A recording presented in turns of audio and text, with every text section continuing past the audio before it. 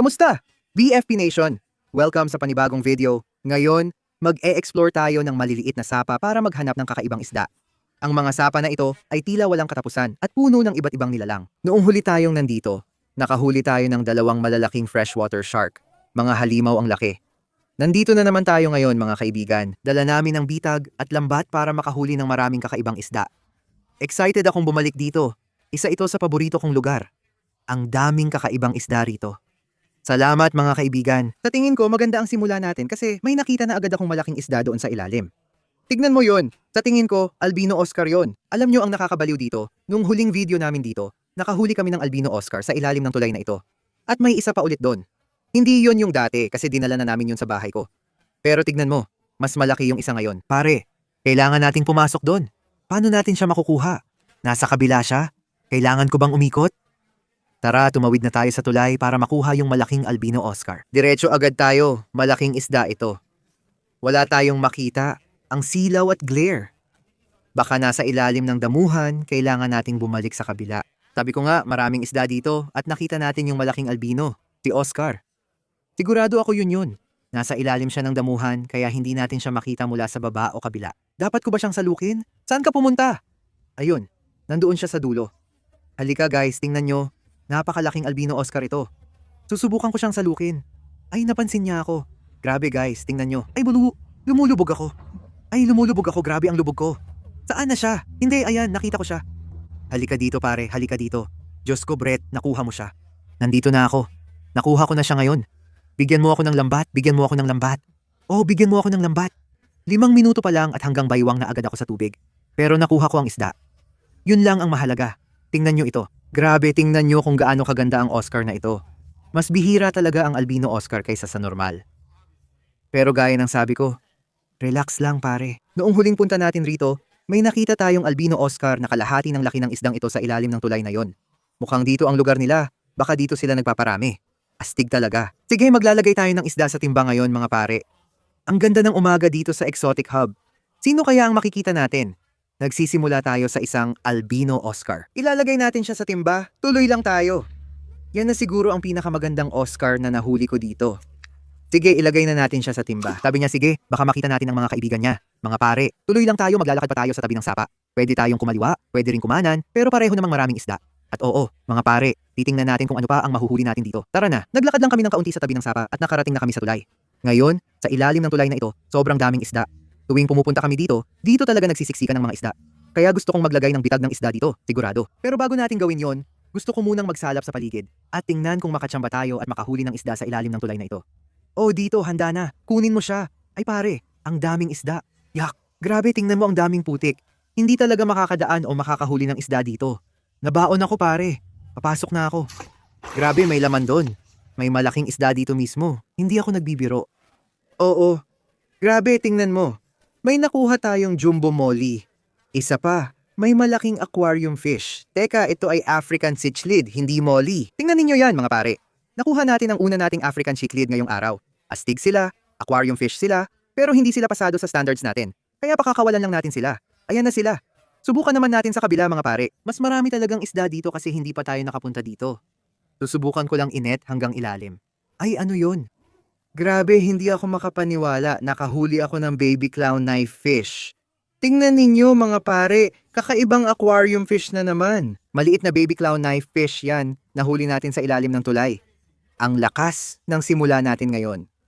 Tingnan mo, may mga maliit na hipon din dito. Hindi natin kailangan ng hipon, pero siguradong itatabi natin itong clown knife fish. Ang astig niya, oh, baby pa lang. Sige, ilagay natin siya sa timba, ibabalik natin lahat ng hipon, at tuloy-tuloy lang tayo mga pare. Nagbibigay na naman ng kakaibang huli ang Exotic Hub. Ayan, 2 ng sobrang astig na isda.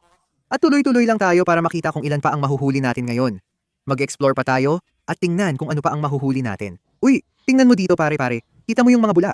Ibig sabihin may malaki talagang isda dito. Paalis na siya. Ayun oh. Ayun, maalis na. Hindi ko nga alam kung anong isda yun. Papunta na siya sa gitna. Pero tingnan mo, may dala tayong maliit na cast net. Bubuksan ko ito at itatapon sa gitna para malaman natin kung ano yun. Gamitin na natin ang cast net, mga tol. Nasa likod natin ang mainit na spot. Mababaw ang creek maliban sa isang malalim na bahagi na pwedeng tirhan ng malalaking freshwater shark. Dito natin ihahagis ang cast net at titingnan ang mahuhuli. Sige, pinatay ko na ang camera. Nagbigay ako ng 7. Ayos yun. Tingnan mo sa baba, pare. May nakuha tayo. Parang pumapalag. Ano kaya ito? May nakita ako. O dito, isa pang maliit na African cichlid. Sanggol pa lang ito. O ano yun? May ilang isda tayo dito. Bubuksan ko na. O ang dami nating isda. Pare, tingnan mo dito, grabe, may convict cichlid. Astig yun. Matagal na rin akong hindi nakahuli ng ganito dito, pare. Tingnan mo ang kulay ng African cichlid. Mabuna yan. Ganda ng dilaw na hasang. 2 na ang meron tayo. Umayan cichlid yan. Mga tol, 4 na isda na huli sa castnet. Puro cichlid sila. Pero yung iba gaya ng Mayan cichlid, hindi gaanong maganda kaya ibabalik sa tubig.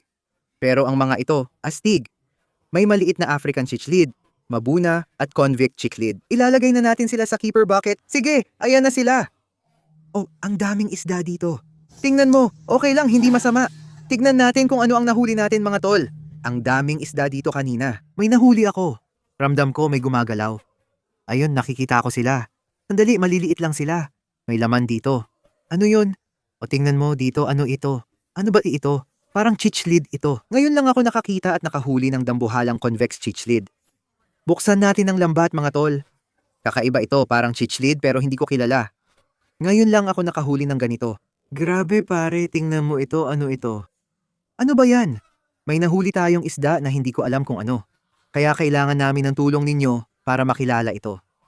Kahit ano pa yan. Yan ang ganda niya. Tingnan mo yung mga kulay niya. Ang astig ng itsura ng isdang ito.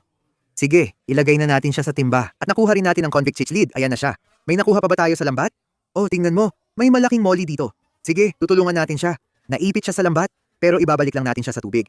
Sige mga pare, ayos. Ang dami nating nahuling kakaibang aquarium fish gamit ang castnet natin. Ngayon, itutuloy pa rin natin ang paghahagis ng castnet.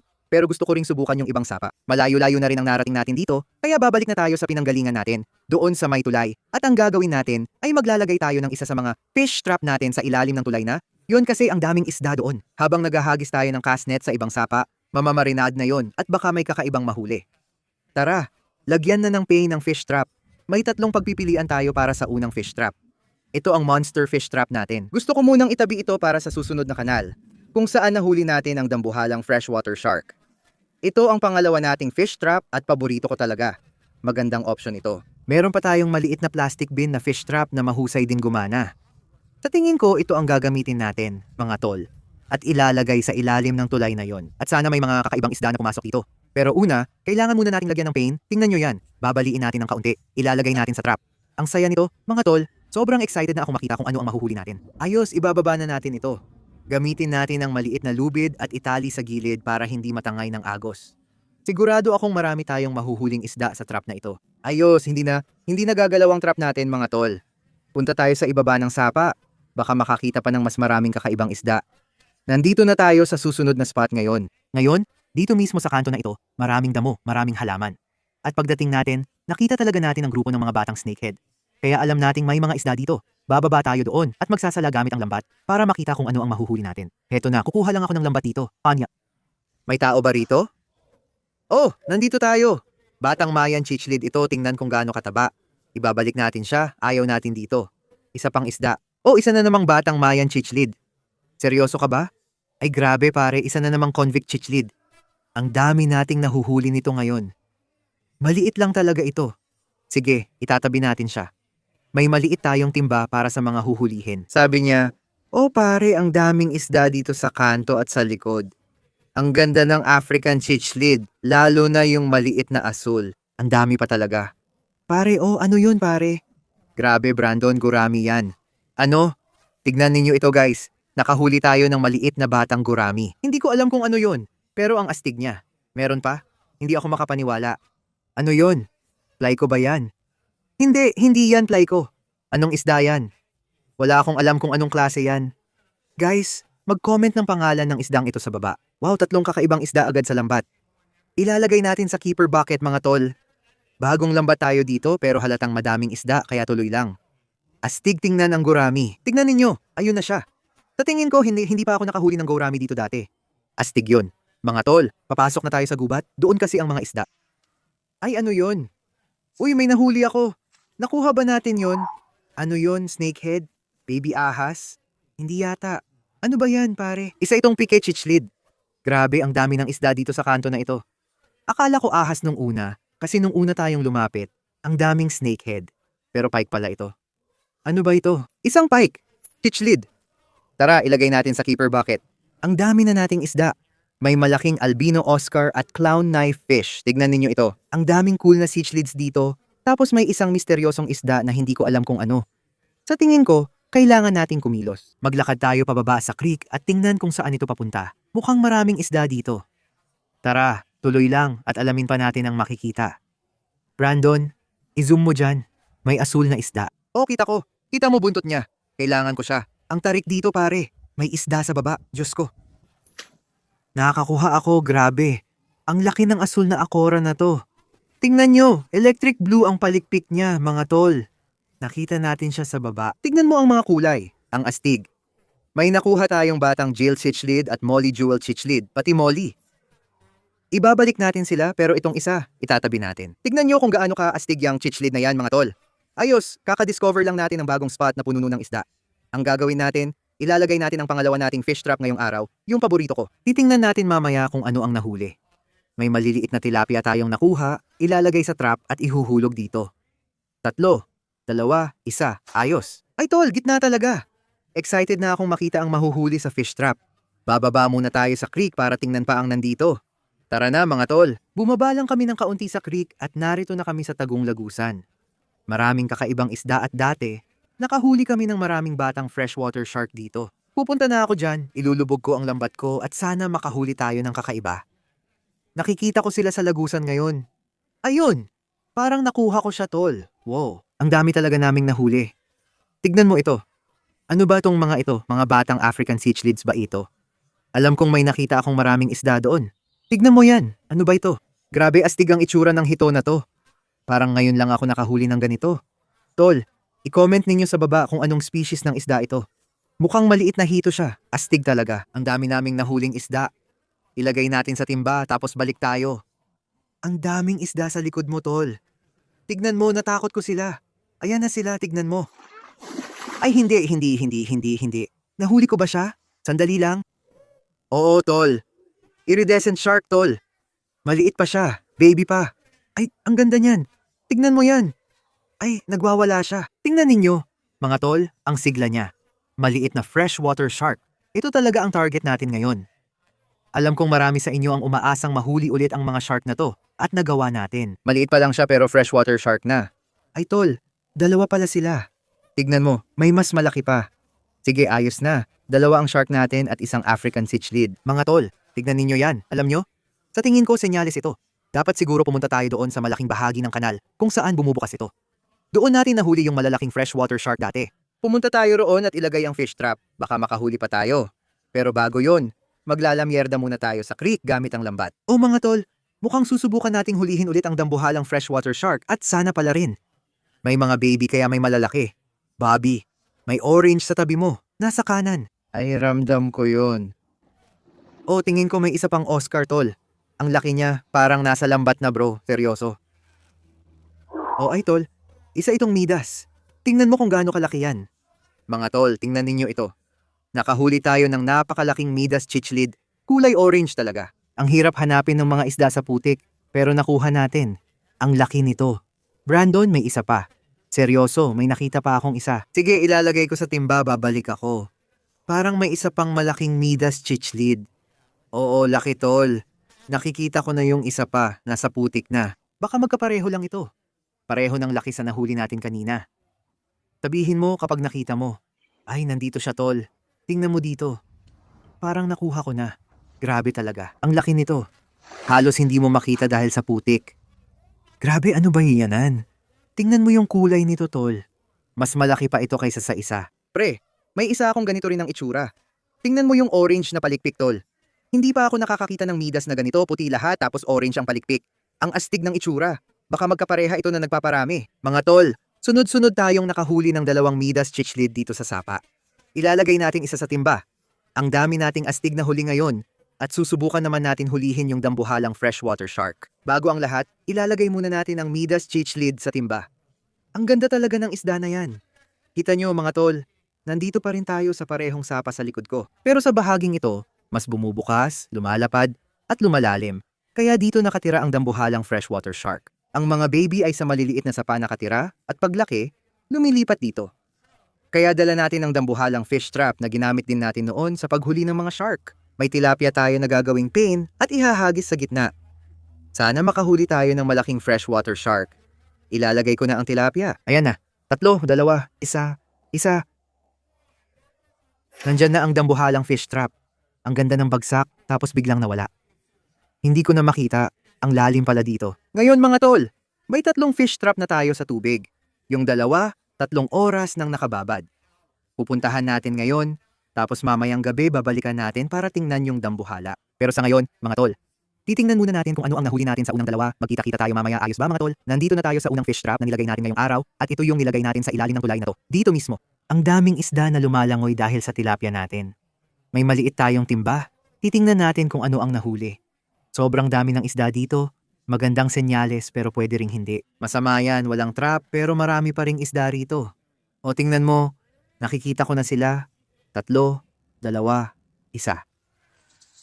Nakuha na. Sa tingin ko may nakuha tayo.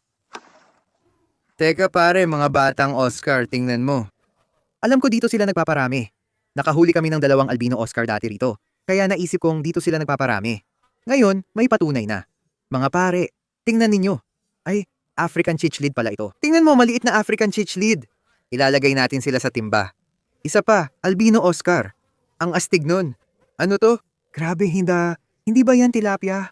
Tingnan mo yung asul na tuldok. Kakaibang cichlid na naman. Wala akong alam dito pero ang astig.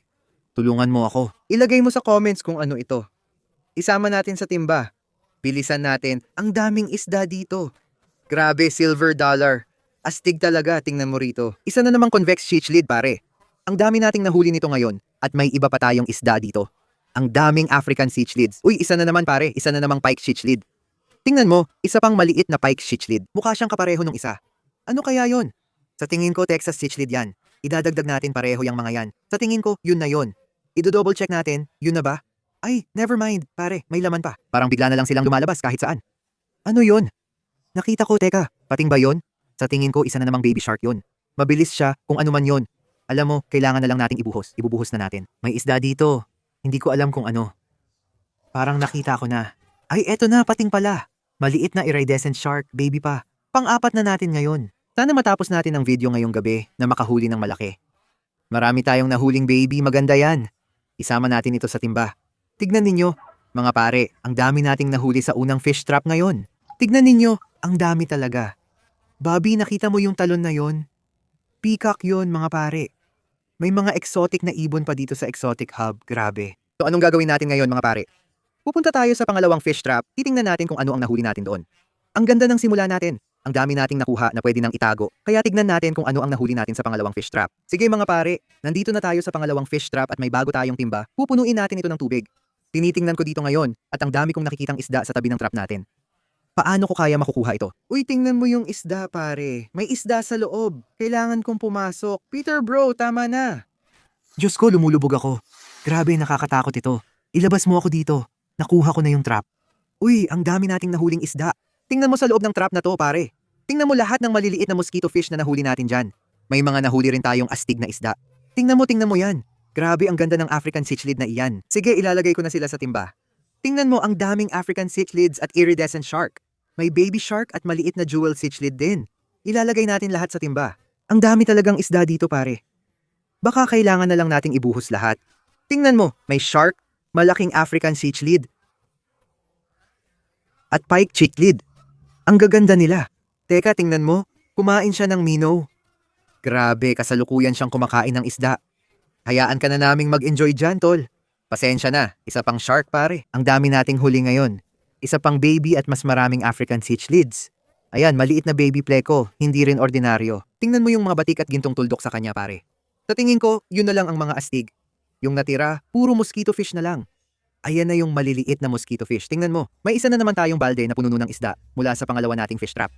Ang galing natin ngayon. Ang dami nating nahuli. At ang gagawin natin ngayon, ilalagay natin sila sa cooler. At mamayang gabi, babalik tayo para tingnan yung pangatlo at huling fish trap. Yung malaki at sana may nahuli tayong dambuhala. Kita-kits tayo doon. Ayos ba? Mga tol, gabi na ngayon at nandito na tayo ulit sa malaking fish trap. Ngayon nakikita ko na siya dyan sa baba. Grabe. Brandon, tingnan mo yung trap. Gumagalaw siya pare. May buhaya ba dyan? Huminto na. Grabe. Tingnan mo yung mga bula. Ayos pare. May malaking bagay sa loob. Pare, literal gumalaw yung trap, parang may buhaya o iba pa. Medyo natatakot akong hilahin. Sige, kukunin ko na yung lubid at hihilahin natin pataas. Baka may halimaw na freshwater shark sa trap. Wala akong ideya kung ano yun. Yun ba yun? Grabe. Ang laki niyan pare. Sobrang laki. Grabe. Isa na namang dambuhalang pating. Diyos ko, may kulay orange din dito sa loob. Mas malaki ito kaysa sa mga nahuli natin dati. Mas malaki talaga itong isa. Bro, grabe. Diyos ko. Tingnan mo ang pating na to pare, ang taba. Paano ko to ilalabas? Ayos mga pare. Nakahuli na naman tayo ng halimaw na freshwater shark. Subukan nating ilabas siya sa bitag. Sa tingin ko mas malaki yan kaysa sa mga nahuli natin dito dati. Tignan ninyo yan. Grabe mga pare, nagawa talaga natin. Nakahuli tayo ng dambuhalang freshwater shark. Tignan mo ang astig, di ba? Sana makahuli tayo ng ganito kalaki. May malaking tuba ko sa likod ng truck. Doon natin ilalagay.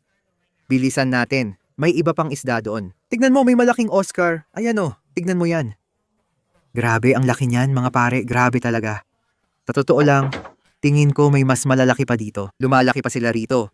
At kung may baby, may adult na nagpaparami dito. Kailangan natin ng mas malaking fish trap. Isa ito sa pinakamagandang Oscar na nahuli ko. Grabe pare, anong nangyari? May kagat yung pating may marka pa. Ang wild! Pero ang ganda ng Oscar na ito mga pare. Ilagay na natin siya sa cooler, nagwawala na siya.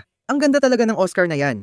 Ayan na siya, nakuha na natin siya. At nakuha na rin natin ang dambuhalang iridescent shark dito sa tub. Kita-kits tayo sa bahay ko mga pare. Marami tayong nahuling isda at ilalagay natin silang lahat sa mga pond sa likod ng bahay ko. Kita-kits tayo doon, mga pare. Nakarating na tayo ulit sa bahay ko. At ngayon, nandito na lahat ng maliliit na baby iridescent shark na nahuli natin at ilalagay natin sila sa mini pond. Tingnan ninyo lahat ng mga baby na nahuli natin. At pati na rin ang mga Grammy nandyan na.